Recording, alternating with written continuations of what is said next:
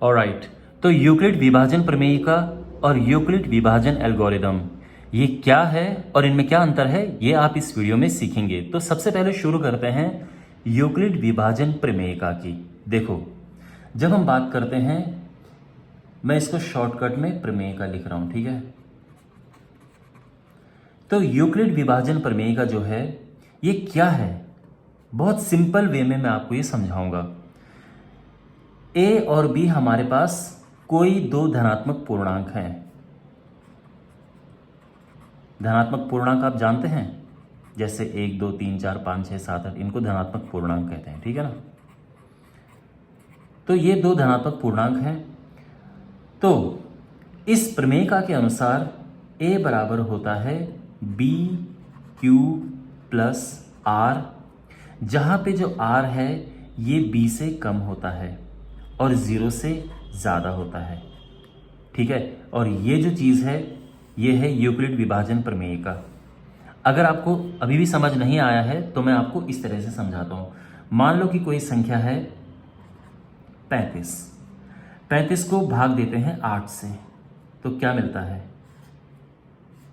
8 चौको 32, और यहाँ पे क्या बचा शेष? 3। समझ गया ना आप? तो ये जो चीज है ये है ए, जिससे हमने भाग दिया वो है बी। ये जो ऊपर आया इसको बोलते हैं क्यू, और ये जो शेषफल है ये है आर। तो भाज्य, भाजक, भागफल और शेषफल, ये हैं 4 चीजें। तो यहां पे जो ए बी क्यू आर आपको दिख रहे हैं वो एक्चुअल में इस तरह से होते हैं। तो फिर क्या है कि अगर हम इन नंबर्स को इस तरह से लिखें तो क्या मिलेगा हमें? ये है 35 बराबर बी है 8, क्यू क्या है? क्यू है 4 प्लस जो आर है वो 3 है। तो इस तरह से होता है। अब यहां पे 35 और 8 ये कोई दो नंबर हैं, लेकिन जो इंपॉर्टेंट बात ये है कि इससे हमने नहीं भाग, ये तो है, ये हमारा जो यहां पर आया है Q और ये है A, लेकिन भाग हमने किससे दिया था? B से दिया था, और शेषफल क्या आया? R आया। तो ये जो चीजें हमेशा इससे कम होगी, इस बात का ध्यान रखना आप, ठीक है ना। ऑब्वियस सी बात है कि जिस चीज से आप डिवाइड करते हो शेषफल हमेशा उससे कम होता है। इसीलिए मतलब समझ रहे हो ना आप, अगर यहाँ पे 5 होगा तो ये चीज हमेशा 4 होगी या उससे कम होगी, 3 2 1 0 इस तरह से होगी। अगर यहाँ पे 10 है तो ये 9 8 7 6 5 4 3 2 1 कुछ 0 कुछ भी हो सकता है, लेकिन ये दोनों बराबर नहीं होंगे और ये इससे ज़्यादा नहीं होगा, इसीलिए ये चीज़ लिखी हुई है।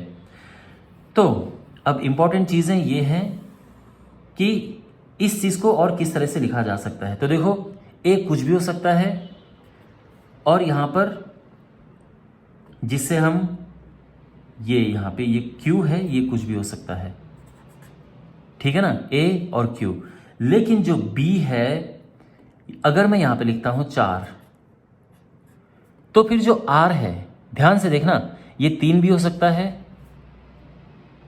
इसके अलावा ये 2 भी हो सकता है, इसके अलावा ये 1 भी हो सकता है, और ये 0 भी हो सकता है। इस बात का ध्यान रखना। तो ये जो B है ये R B से कम होगा, तो इसीलिए इस चीज को अगर आपको एक साथ लिखना हो तो ये हो जाएगा कि A is equal to 4Q plus R, जहां पे जो R है वो 0 से लेके और 4 से कम होना चाहिए, ठीक है ना। इसका मतलब लेस है, 4 के बराबर नहीं है बट उससे कम है, यानी 3 तक पहुंचा है। यानी R जो होगा वो 0 होगा, 1 होगा, 2 होगा, 3 होगा। अब ये चीज़ आपको समझ आ गई है। एक और चीज़ लिखते हैं, जैसे A इज इक्वल टू है 5Q प्लस R।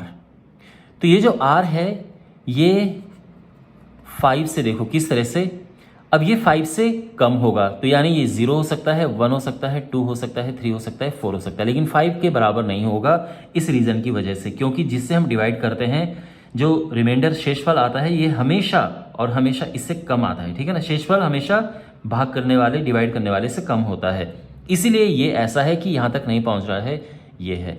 और यही चीज़ जो है क्या कहती है, ये क्या चीज़ है, यूक्लिड विभाजन प्रमेय का। अब आपके मन में एक प्रश्न होगा कि ये क्या है। वेल माय डियर, इसका वैसे मैं एक लास्ट आपको एग्जांपल दे दूं, फिर मैं आपको ये समझा दूंगा। एक और एग्जांपल मैं देता हूं। मान लो कि हमारे पास है a is equal to 2q plus R. तो यहाँ पे r क्या क्या हो सकता है, यहाँ पे r हो सकता है 0 और 1, 2 तक नहीं पहुँचेगा, ठीक है ना। तो इसका मतलब ये है कि जो a है ये 2q प्लस 1 हो सकता है और ये 2q प्लस 0 हो सकता है, ठीक है ना। ये 0 लिखने की ज़रूरत भी नहीं है, 2q हो सकता है। तो ये चीज़ आप इसका ध्यान रखना। अब बात करते हैं कि यूक्लिड विभाजन एल्गोरिदम क्या है। यूक्लिड विभाजन एल्गोरिदम इससे बिल्कुल अलग नहीं है।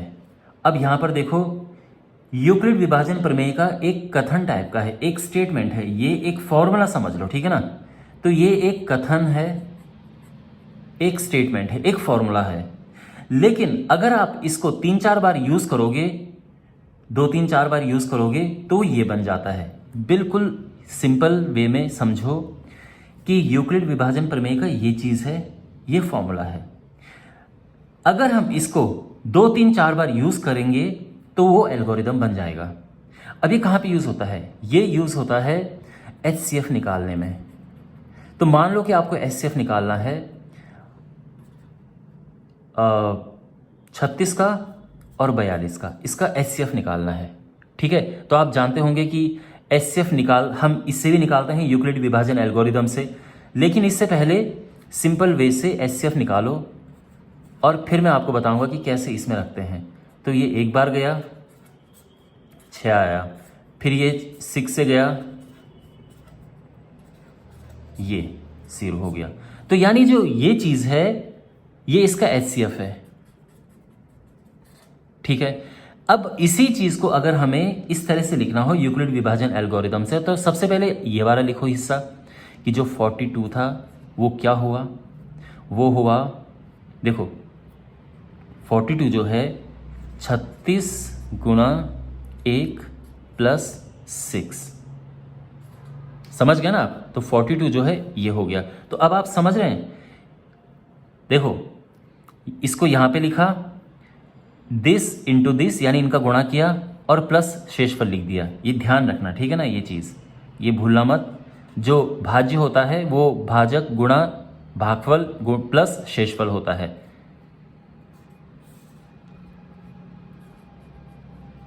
भाज्य बराबर भाजक गुणा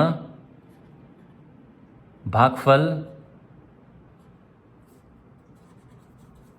प्लस शेषफल। ये चीज़ याद रखना। और वैसे इतना मुश्किल है नहीं, आपको कैलकुलेशन से समझ आ जाएगा कि इसका गुणा करेंगे 36 आएगा और 6 प्लस करेंगे तो 42 आ जाएगा। अब आप समझ रहे हैं कि इसको हमने एक बार अप्लाई कर दिया है ना, बिल्कुल इसकी फॉर्म में ही ये। लेकिन ये यहाँ पे भी तो आया, तो इसको भी लिखेंगे तो ये हो जाएगा 36 बराबर 6 इंटू दिस प्लस दिस। अब क्योंकि हमने इसे 2 बार यूज किया है तो इसीलिए अब हम ये कहेंगे कि हमने यूक्लिड विभाजन एल्गोरिदम का इस्तेमाल किया है, ठीक है। तो हम ये कह सकते हैं कि यूक्लिड विभाजन एल्गोरिदम एक प्रक्रिया है जिससे हम क्वेश्चन को सॉल्व करते हैं, सीधी सी बात है, ठीक है ना। तो ये एक पदों की श्रेणी है, एक श्रेणी मतलब एक श्रृंखला आप कह सकते हैं। एक पदों की श्रेणी है जिससे हम क्वेश्चंस को सॉल्व करते हैं, प्रश्नों को हल करते हैं। तो अगर एक बार हमें लिखना हो तो ये होता है यूक्लिड विभाजन प्रमेय का। लेकिन अगर हमें एक से ज़्यादा बार यानी 2-3-4 बार उसको अप्लाई करना पड़े तो वो फिर यूक्लिड विभाजन एल्गोरिदम हो जाता है। ये इसका एकदम सार है, बॉटम लाइन है। ओके, तो मैं उम्मीद करता हूँ कि आपको इन दोनों में अंतर समझ आया होगा। मिलते हैं अगले वीडियो में।